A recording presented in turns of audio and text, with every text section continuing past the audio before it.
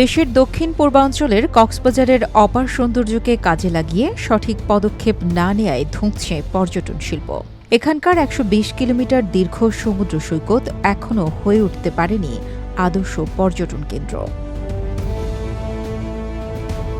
দেশে আন্তর্জাতিক মানের পর্যটন স্পট থাকার পরও তাতে যুক্ত করা যায়নি বহুমাত্রিক বৈশিষ্ট্য, যেখানে বিশ্বে পর্যটন খাত একক বৃহত্তম শিল্প হিসেবে স্বীকৃতি লাভ করেছে, সেখানে বাংলাদেশে পর্যটন শিল্প বিকাশের ক্ষেত্রে প্রাকৃতিক নানা অনুষঙ্গ থাকা সত্ত্বেও আছে যোজন যোজন পিছিয়ে। জানা গেছে, বর্তমানে বৈশ্বিক জিডিপিতে পর্যটন খাতের অবদান প্রায় ১০% ও প্রত্যক্ষ কর্মসংস্থান সৃষ্টিতে অবদান প্রায় ১১%, আর বাংলাদেশের জিডিপিতে পর্যটন খাতের অবদান মাত্র ৩.১% ও কর্মসংস্থান সৃষ্টিতে অবদান প্রায় ১.৭%, যা এশিয়ার অন্যান্য দেশের তুলনায় হতাশাজনক। এক্ষেত্রে আরও একটি তথ্য জানলে চোখ কপালে ওঠার মতো। ওয়ার্ল্ড ইকোনমিক ফোরামের একটি জরিপে দেখা গেছে, এই সূচকে বিশ্বের ১১৯টি দেশের মধ্যে বাংলাদেশের অবস্থান ১০৯তম। এছাড়া এশিয়া প্রশান্ত মহাসাগরীয় ও দক্ষিণ এশিয়ার দেশগুলোর মধ্যে বাংলাদেশের অবস্থান সবার শেষে। এবার জানা যাক, অপার সম্ভাবনা থাকা সত্ত্বেও কক্সবাজার বিশ্বের নামকরা পর্যটন কেন্দ্র হিসেবে স্থান করে নিতে পারেনি কেন? কেনই বা দীর্ঘ সমুদ্র সৈকত কাজে লাগাতে পারেনি সরকার? কেনই বা শুধুমাত্র পরিকল্পনা আর মহাপরিকল্পনার ধোঁয়া তুলে তা বাস্তবায়নের পথে হাঁটেনি?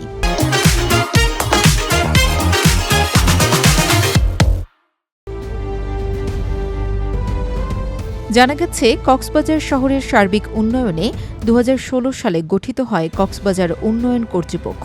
সংশ্লিষ্টরা জানালেন, কৌক গঠন হওয়ার পর পর্যটন কর্পোরেশন, জেলা প্রশাসন ও কৌক এর সমন্বয়হীনতার কারণে বারবার উন্নয়ন ও গৃহীত পদক্ষেপগুলো ব্যাহত হয়।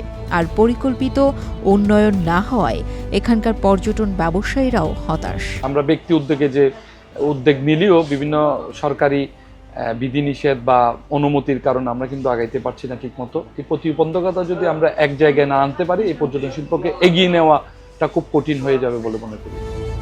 পর্যটন সংশ্লিষ্ট ব্যবসায়ী ও অংশীজনরা মনে করছেন, কক্সবাজার থেকে টেকনাফ দীর্ঘ মেরিন ড্রাইভের পাশে গড়ে উঠতে পারে একাধিক আন্তর্জাতিক মানের পর্যটন কেন্দ্র।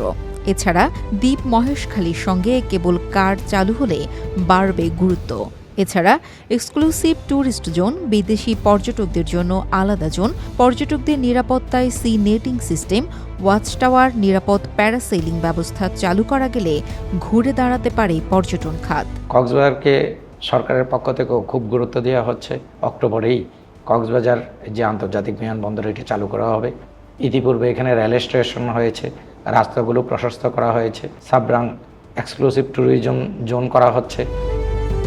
এদিকে বিভিন্ন সময় দেখা গেছে, কক্সবাজারে বেড়াতে আসা পর্যটকরা সৈকতে কিংবা হোটেল মোটেলে নানা বিড়ম্বনার মধ্যে পড়েন।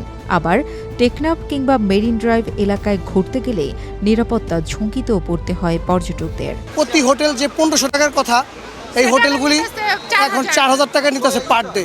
আমরা ৩ দিন ছবি তুলেছি, ৩ দিনেই কোনো না কোনো ওনারা সমস্যা করেছে।